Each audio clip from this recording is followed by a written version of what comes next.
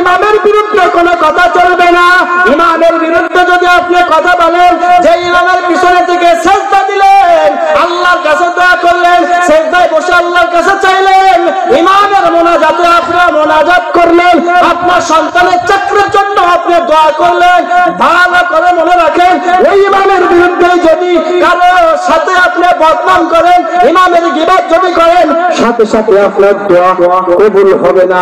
আল্লাহ তাআলা বলবেন, শয়তান তুই ইমামের সাথে দোয়া করছো, কারণ ইমাম তো একজন আলেম মানুষ। আর আল্লাহ রাসূল বলেন, আল উলামা ওয়ারাসাতুল আম্বিয়া, উলামায়ে কেরাম হলো আমার নবীর ওয়ারিস। যদি ইমামের বিরুদ্ধে কথা বলা হয়, হাদিস অনুযায়ী ইমামের বিরুদ্ধে কথা বললে কিন্তু আমার রাসূলের বিরুদ্ধে কথা বলা হয়ে যায়। এর জন্য খুবই সাবধান, ইমামের বিরুদ্ধে কথা বলা যাবে। আল্লাহ তাআলা বলেন, ওয়া আম্মা মান উতিয়া কিতাবাহু বিশিমালি ফায়াকুলু ইয়া লাইতানি লাম উতা কিতাবিয়া।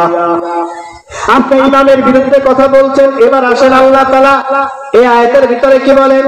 29 নম্বর পারা সূরাতুল হাক্কা, সূরাতুল হাক্কার 25 নম্বর আয়াত। আমাদের আজকের আলোচ্য বিষয় চলতেছে মৃত্যুর পরে মানুষের 9টি আফসোস থাকবে, তার ভিতরে 3 নম্বর আফসোস হলো ওয়া আম্মা মান উতিয়া কিতাবাহু বিশিমালিহি ফায়াকুলু ইয়া লাইতানি লাম উতা কিতাবিয়া। কিয়ামতের ময়দানে প্রত্যেকটা মানুষ এবার বলতে থাকবেন, আমি কি আমল করেছি, আমি দুনিয়াতে কি আমল করলাম, দুনিয়াতে বসে আমার নেক বেশি করলাম নাকি গুনাহ বেশি করলাম। আল্লাহ তাআলা হিসাব নিকাশের পরে বান্দার হাতে আল্লাহ তাআলা এরকম করে একটা আমলনামা ধরাই দিবে। যখন আমলনামাটা ধরাই দিবে, যারা জাহান্নামী হবে তাদের আমলনামাটা আল্লাহ তাআলা এরকম বাম হাতে ধরাই দিবে, আর যাদের আমলনামাটা বাম হাতে ধরাই দিবে, তখন ওই মানুষ আফসোস করবে, আমি দুনিয়াতে কি করলাম, 40 বছর 45 বছর 50 বছর আমি দুনিয়াতে ছিলাম, ওই দুনিয়াতে বসে আমি কি করলাম। এই আমলনামা যখন হাতে আল্লাহ তাআলা দিবে ফেরেশতাদের মাধ্যমে, তখন এরকম আফসোস করতে থাকবে। আপনারা একটু বুঝে থাকলে বলেন তো, ও রাজনগরের মুসলমান, তখন আফসোস করে কি কোনো লাভ হবে? কোনো লাভ তখন হবে না। তার কারণ কি? আল্লাহ তাআলা তো দুনিয়াতে আমাদেরকে সবকিছু জানায় দিয়েছেন।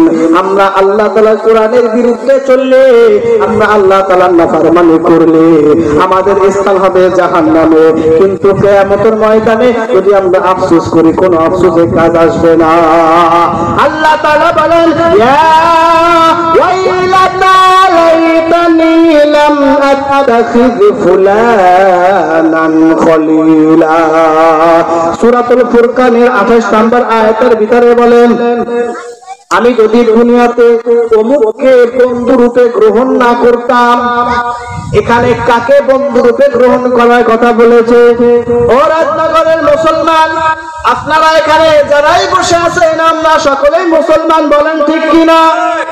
আমরা এখানে সকলেই ইমানদার না হলে সকলে মুসলমান, বলেন ঠিক কিনা? আমাদেরকে অবশ্যই ইমানদার হতে হবে এবং আমাদের বন্ধুত্ব ইমানদারের সাথে করতে হবে। যারা দুনিয়াতে বেঈমানি করে, এদের সাথে যদি আমরা চলে ফিরি, তাহলে কিন্তু আমাদের স্থান জাহান্নাম ছাড়া অন্য কোথাও হবে না। কারণ আমাদের সমাজে একটা কথা প্রচলিত রয়েছে, দুষ্ট গরুর চাইতে শূন্য গোয়াল অনেক ভালো। আছে না নাই? আমি একা থাকবো, একা চলবো, আমি ভ্যান চালাবো, আমি রিক্সা চালাবো, আলহামদুলিল্লাহ, এটা আমার হালাল ইনকাম হবে।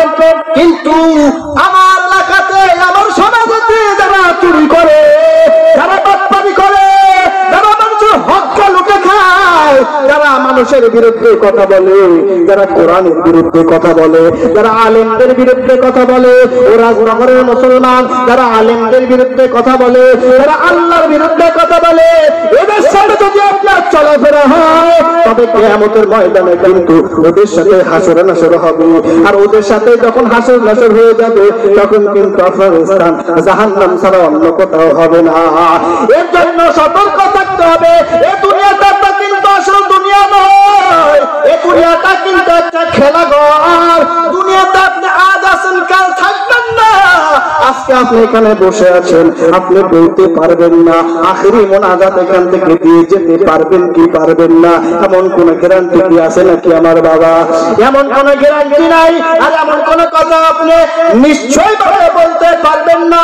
এর জন্য আমাদেরকে বন্ধুরূপে গ্রহণ করতে হবে মসজিদের ইমাম সাহেবকে, কারণ আমার মসজিদের ইমাম সাহেব আমাকে জান্নাতের পথ দেখায়, আমার মসজিদের ইমাম সাহেব আমাকে জাহান্নাম থেকে বাঁচানোর ফর্মুলা দেয়, আমার ইমাম সাহেব সমাজটাকে কিভাবে সুন্দর করা যায় এরকম ফর্মুলা জুম্মার সময় মেম্বারে বসে দেয় কি দেয় না। এরকম ভাবে করেন আলেম ওলামাদের সাথে সম্পর্ক করতে হবে, যারা সমাজের ভালো চায়, যারা দেশের ভালো চায়, যারা রাষ্ট্রের ভালো চায়, যারা কোরআনকে মাথার উপরে ধরতে চায়, যারা কোরআনকে বিজয় দেখতে চায়, এদের সাথে চলতে হবে, এদের সাথে ফিরতে হবে। এদের ব্যতীত, এদের ব্যতিক্রমে যারা রয়েছে, আপনারা যদি এদের সাথে চলেন ফেরেন, তাহলে কিন্তু কিয়ামতের ময়দানে জাহান্নাম ছাড়া উপায় হবে না।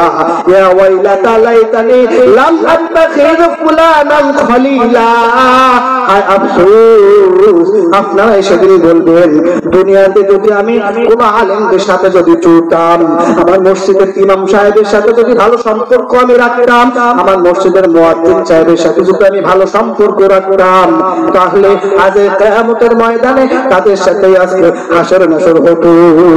তাদের বিরুদ্ধে যদি কথা না বলতাম, তাদের বিরুদ্ধে যদি পায়ে তারা না করতাম, তার চাকরি খাওয়ার জন্য যদি আমি মানুষের কাছে পেছ না লাগাইতাম, তাহলে কিয়ামতের ময়দানে আজকে আমাকে জাহান্নামে যেতে হতো না।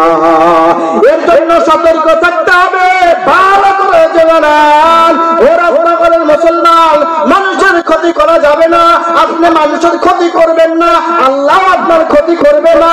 আপনি মানুষের ভালো চাবেন, তবে আল্লাহ আপনাকে উচ্চ পর্যায়ে নিয়ে যাবে।